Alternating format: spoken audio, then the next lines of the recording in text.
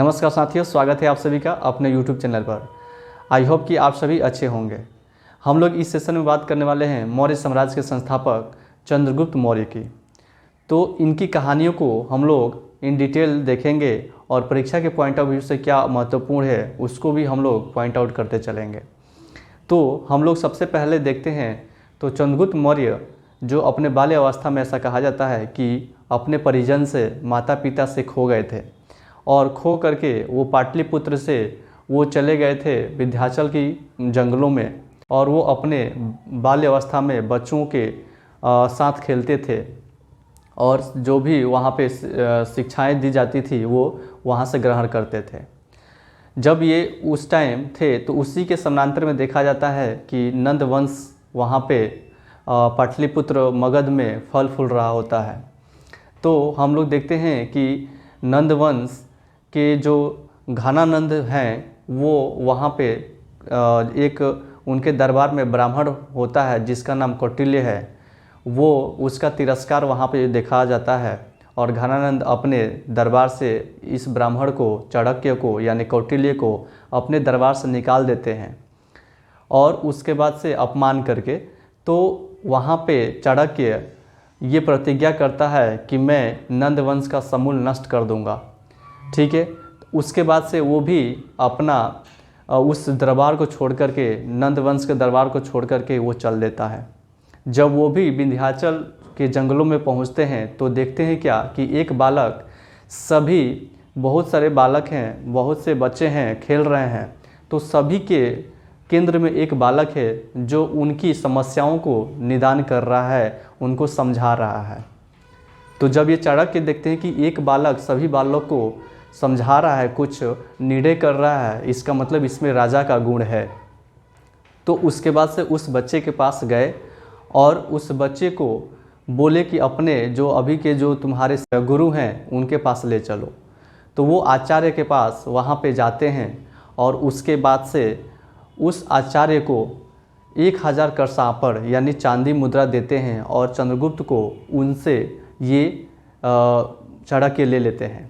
और चाणक्य क्या करते हैं, अपने तक्षशिला विश्वविद्यालय में लेकर चले जाते हैं और तक्षशिला विश्वविद्यालय के प्राचार्य रहते हैं वहाँ के। तो उसके बाद से वो वहाँ की शिक्षा यही देते हैं।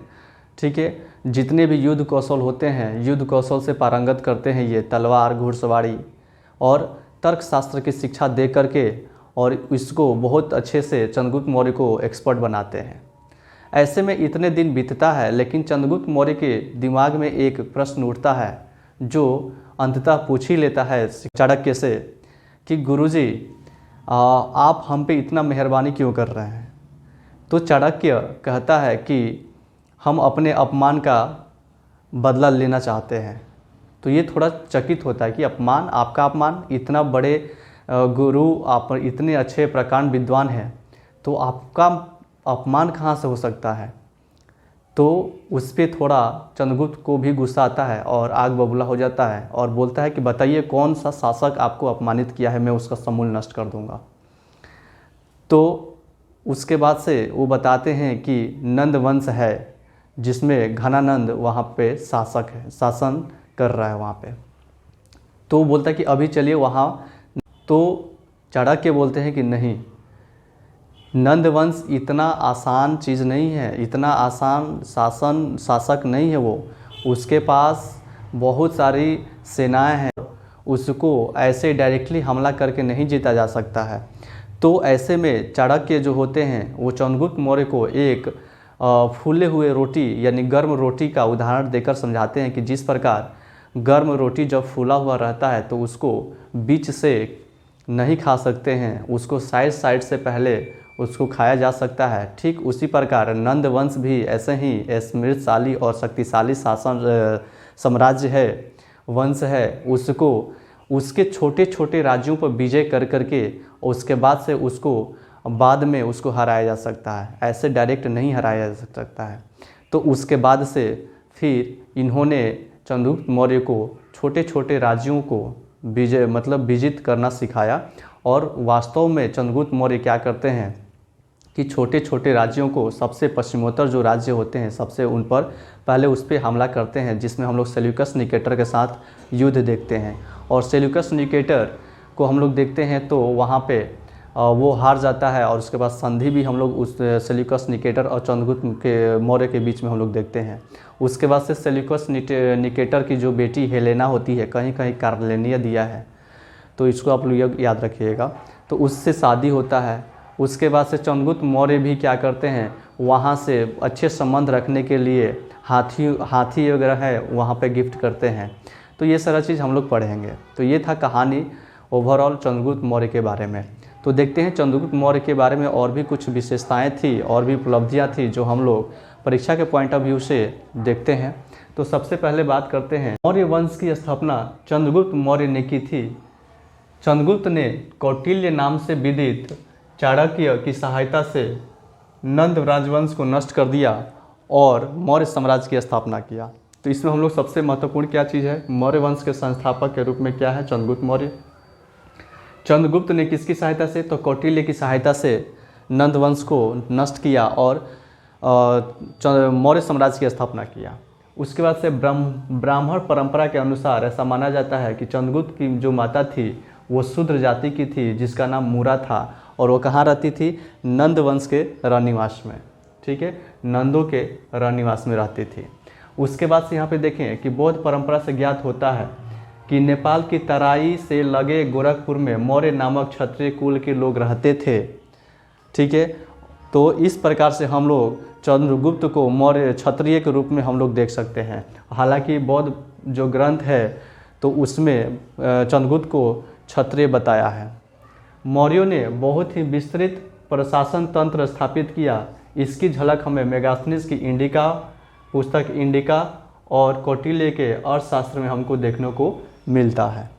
नेक्स्ट बात करें तो चंद्रगुप्त ने व्यापक विजय प्राप्त कर प्रथम अखिल भारतीय साम्राज्य की स्थापना की थी। नेक्स्ट देखते हैं, चंद्रगुप्त एक उदारवादी शासक था। उसकी राजनीतिक व प्रशासनिक नीतियाँ प्रजा हितैषी थी। धार्मिक मामलों में वह काफ़ी वफादार था और चंद्रगुप्त मौर्य जैन धर्म का अनुयायी था, यानी जैन धर्म को मानने वाला फॉलो करता था। इनके संरक्षण में ही प्रथम जैन संगीति पाटलिपुत्र में हुई थी। यहाँ पे एक लाइन है कि चंद्रगुप्त मौर्य जो था एक उदारवादी शासक था और उनकी राजनीति और प्रशासनिक जो नीतियाँ थी प्रजा हितैषी थी। अब सोचिए, यदि प्रजा हितैषी नहीं थी तो फिर सुदर्शन झील का निर्माण क्यों कराते।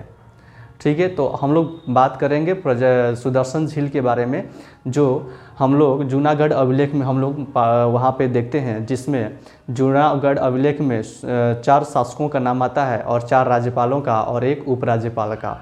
तो हम लोग देखेंगे सुदर्शन झील क्या था, जहाँ पे 2 नदियों के धारा को मिला करके झील का निर्माण किया गया था, सुदर्शन झील। तो याद रखिएगा कि मौर्य साम्राज्य में सुदर्शन झील का भी नाम आता है। ठीक है, जूनागढ़ अभिलेख में, जो रुद्रदामन का था। तो हम लोग आगे चर्चा करेंगे। तो ये था चंद्रगुप्त मौर्य के बारे में जानकारी। उसके बाद से हम लोग आगे बढ़ते हैं। चलिए, इसको थोड़ा मिटाना पड़ेगा। चलिए हम लोग आगे बात करते हैं। तो हम लोग देखते हैं कि कौटिल्य की मदद से चंद्रगुप्त मौर्य ने सर्वप्रथम भारत की उत्तर पश्चिम सीमा पर छोटे छोटे राज्यों व संघों की विजय की थी। जैसा कि चाणक्य ने कहा था कि जिस प्रकार गर्म रोटी को हम लोग बीच से नहीं खा सकते हैं, तो कहीं ना कहीं ये शिक्षा चंद्रगुप्त मौर्य के जहन में बहुत अच्छी तरह से बैठ गई थी और उसके बाद से छोटे छोटे राज्यों को पहले जीतना शुरू किया। उसके बाद से आगे बात करते हैं कि उससे धन इकट्ठा करके अपने सेना का निर्माण किया और उसके बाद से धन जो भी उसको मिला और उससे अपनी सेना को बृहद बनाया। पश्चिमोत्तर के कबीलाइयों की सेना में भर्ती करता गया और इसलिए चंद्रगुप्त की सेना को विदेशी यानी यूनानी डाकुओं का गिरोह कहते हैं। ये बहुत बार क्वेश्चन आता है, इसको आप लोग ध्यान रखिएगा। पश्चिमोत्तर की बात करें तो हम इसकी यहाँ से मान लीजिए ये इंडिया है, तो ये वाला ये पाकिस्तान और ये अफ़गानिस्तान वाला बात हो रहा है। जो यहाँ पे सिकंदर यहाँ तक तो पहुँच चुका था, यहाँ पर पाकिस्तान की एरिया यानी गंधार कहिए उस टाइम की बात, तो गंधार तक तो पहुँच चुका था, गंधार हेरात तो वहाँ तक ये पहुँच चुका था। ठीक है, यहाँ पे हम लोग देखते हैं कि जब सिकंदर की मृत्यु हो जाती है तो सिकंदर की मृत्यु हो जाती है तो सिकंदर के द्वारा जितने भी विजित क्षेत्र होते हैं वो सेल्यूकस निकेटर के हो जाते हैं, क्योंकि वो उसका सेनापति होता है। तो सेल्यूकस निकेटर यहाँ पे अपना शासन चला रहा होता है पश्चिमोत्तर में। तो आगे हम देखते हैं, चंद्रगुप्त मौर्य ने विभिन्न क्षेत्रों की विजय की। प्लूटार्क लिखता है, आप लोगों को बता दें कि जैसे मेगास्थनीज की इंडिका है उसी तरह से प्लूटार्क है, जस्टिन है, उन लोगों का ब्यूरर भी मिलता है। तो हम लोग देखते हैं कि प्लूटार्क जो है ये लिखता है क्या कि उसने 6 लाख की सेना द्वारा समस्त इलाकों को जीत लिया। ठीक है, जस्टिन कहता है, देखिए यहाँ पे जस्टिन भी कह रहा है, जस्टिन के भी बारे में ये बोलता है कि पश्चिमोत्तर में सिकंदर द्वारा विजित क्षेत्र जो था चंद्रगुप्त मौर्य के नेतृत्व में स्वतंत्र हो गए, इसलिए कि सेल्यूकस जो निकेटर था उससे चंद्रगुप्त मौर्य हरा करके उसको ले लिया था। मगध विजय का उल्लेख की बात करें तो मुद्रा राक्षस और परिशिष्ट पर्वन की बात करें तो ये जैन ग्रंथ है और एक हरिद्वीप। तो यहाँ पे याद रखिएगा, पहले हम लोग इतिहास के स्रोत के परिप्रेक्ष्य हम लोग देखे थे, तो यहाँ पे परिशिष्ट पर्वन और एक हरिद्वीप, ठीक है, ये दोनों जैन ग्रंथ हैं। दोनों क्या है? जैन ग्रंथ है, जिसमें चंद्रगुप्त मौर्य को क्षत्रिय बताया गया है। आगे देखते हैं, नंदों की सेना भद्रसाल को चंद्रगुप्त हराया था। इस विजय में प्रवर्तक नामक राजा की सहायता भी किया था। तो ये है ओवरऑल चंद्रगुप्त मौर्य के अचीवमेंट, और जो इसके पीछे जिनका हाथ था वो थे कौटिल्य या चाणक्य या भारत का मैकियावली कहिए। तो हम लोग इसके बाद से हम लोग देखेंगे कि सेल्यूकस निकेटर से कैसे युद्ध होता है, और सेल्यूकस निकेटर युद्ध के उपरांत चंद्रगुप्त को क्या क्या मिलता है और चंद्रगुप्त क्या क्या देता है, ये चीज़ हम लोग देखेंगे। और यहाँ पे एक बहुत बड़ी विदेशी नीति के रूप में हम लोग देख सकते हैं, या एक तरह से समझ सकते हैं कि जो चंद्रगुप्त मौर्य ने उस टाइम भी जो इंटरनेशनल रिलेशन हम लोग आज पढ़ते हैं आधुनिक के परिप्रेक्ष्य में, तो उस टाइम भी कहीं ना कहीं बाहरी देशों से बहुत अच्छा रिलेशन बनाने के लिए बहुत अच्छा काम किया था चंद्रगुप्त मौर्य, जो सेल्यूकस निकेटर के साथ वैवाहिक उसकी बेटी से शादी करके और वहाँ से अपना संबंध यानी पश्चिमोत्तर वाले राज्यों से अपना संबंध क्या करता है, बहुत अच्छा करता है। चलिए देखते हैं सेल्यूकस निकेटर के बारे में और चंद्रगुप्त मौर्य के युद्ध के बारे में। तो चलिए इसको थोड़ा मिटाएंगे। चलिए अब हम बात करते हैं सेल्यूकस निकेटर की।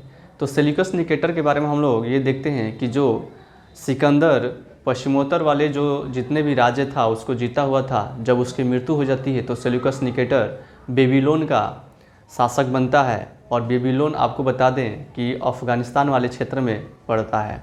बेबीलोन ऐसे भी बहुत ही फेमस जगह है, क्योंकि वहाँ पे जो गौतम बुद्ध की जो सबसे बड़ी मूर्ति थी बेबीलोन में, जिन्हें ध्वस्त कर दिया गया, तो इसलिए बेबीलोन भी ये क्या है कि बहुत ही महत्वपूर्ण हो जाता है। तो यहाँ पे हम देखते हैं कि सिकंदर की मृत्यु के बाद सेल्यूकस बेबीलोन का राजा बना।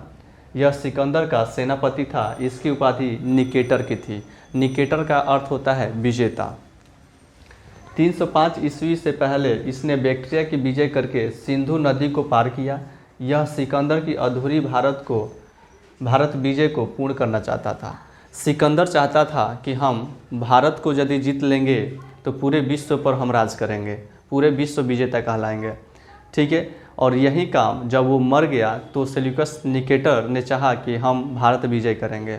इसको ये नहीं पता था कि यहाँ उसके लगभग एक तरह से कहा जाए तो युद्ध कौशल के जो या इसके पास था, इससे कई गुना हमारे भारत साम्राज्य जो मगध साम्राज्य था वो उन लोगों के पास था।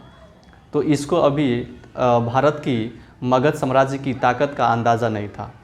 तो चलिए सिंधु पार के इलाकों पर नियंत्रण को लेकर सेल्यूकस निकेटर और चंद्रगुप्त मौर्य के बीच युद्ध प्रारंभ हो गया और इसकी चर्चा एपियानस ने की है। चंद्रगुप्त मौर्य और सेल्यूकस निकेटर की जो युद्ध की बातें हैं वो एपियानस ने चर्चा किया है। युद्ध में चंद्रगुप्त मौर्य विजेता बना। जैसा कि मैंने कहा कि अभी इसको शक्ति का, मगध साम्राज्य के शक्ति का अभी इसको ज्ञान नहीं था कि कितना शक्ति है, और ये चला था भारत विजय करना। और दोनों के बीच महत्वपूर्ण संधि हुई, मुंह के बल गिरा संधि किया, जिसमें निम्न बातें शामिल थी। क्या क्या शामिल थी? तो यहाँ पे सेल्यूकस ने चंद्रगुप्त को सिंधु पार के 4 क्षेत्र को प्रदान किया था, जो इसके अंतर्गत सेल्यूकस निकेटर के जो अंतर्गत था उसने चंद्रगुप्त मौर्य को दे दिया।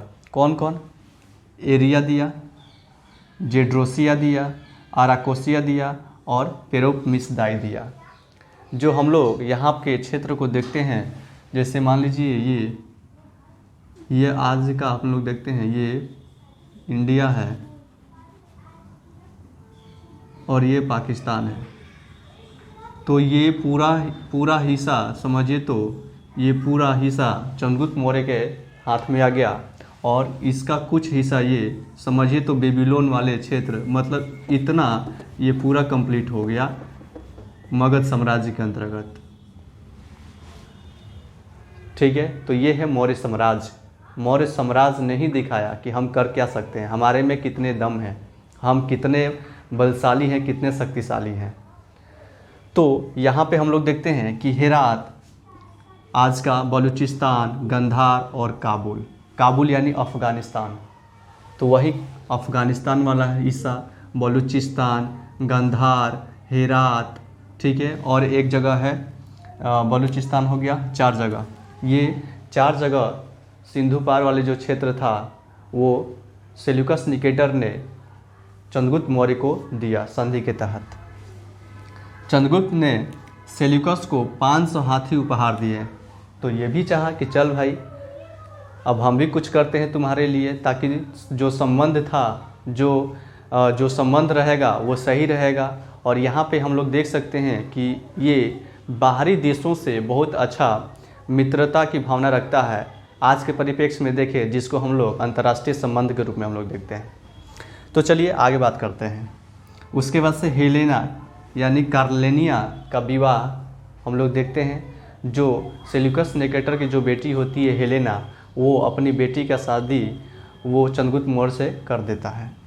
उसके बाद से संधि के तहत मेगास्थनीज पाटलिपुत्र के दरबार में भेजा गया, मेगास्थनीज को, कि चंद्रगुप्त मौर्य के दरबार में तुम जाओ, और वहीं 304 से लेकर के 304 BC से लेकर के 299, ठीक है, 299 के ईसा पूर्व के बीच, यानी 5 साल ये पाटलिपुत्र में मेगास्थनीज बिताता है, और वहाँ पे पाटलिपुत्र का उल्लेख अपनी पुस्तक इंडिका में करता है। तो ये सारा चीज़ है। उसके बाद से सर्वप्रथम विंसेंट स्मिथ ने इस विवाह को अपनी पुस्तक अर्ली हिस्ट्री ऑफ इंडिया में लिपिबद्ध किया है। ठीक है, तो ये है।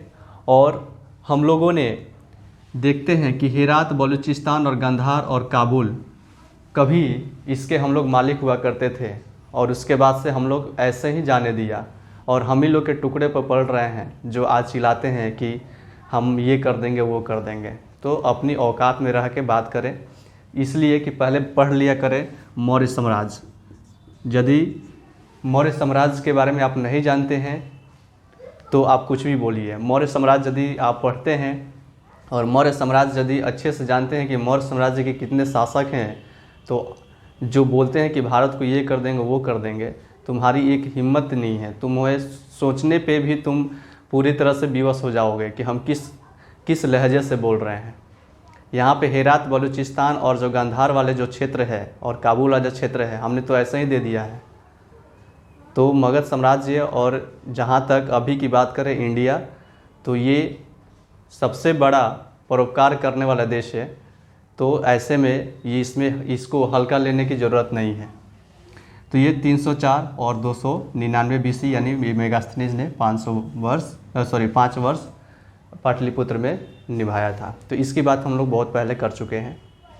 तो चलिए यहाँ पे हम लोग देखते हैं आगे, इसके बाद इसको थोड़ा मिटाना पड़ेगा। चलिए आगे बात करते हैं। तो हम लोग देखते हैं कि चंद्रगुप्त मौर्य के अंतिम दिन कैसे रहे, इसके बारे में हम लोग चर्चा करेंगे।